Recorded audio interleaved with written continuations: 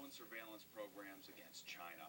Another case of skimming here in our area, this time at Grand Central Terminal. A Queens man facing charges after the MTA found a skimming device on a Metro North ticket kiosk last week.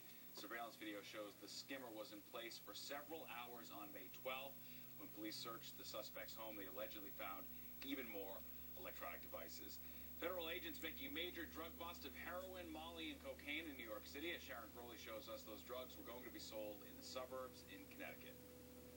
Mexican drug trafficking organizations are basically flooding the U.S. market with cheap, pure heroin. Drug enforcement agents confiscated $11 million worth of heroin, Molly, and cocaine.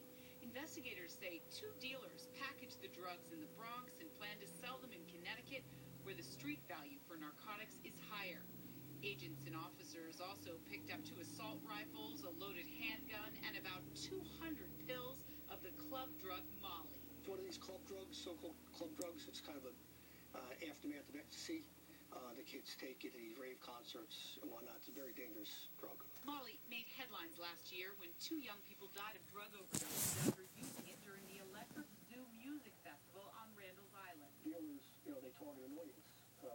So that takes place with the seasons coming up for these outdoor concerts. So people have to be on the lookout for it. Cops are hoping today's bust will at least slow the flow of narcotics into New York City.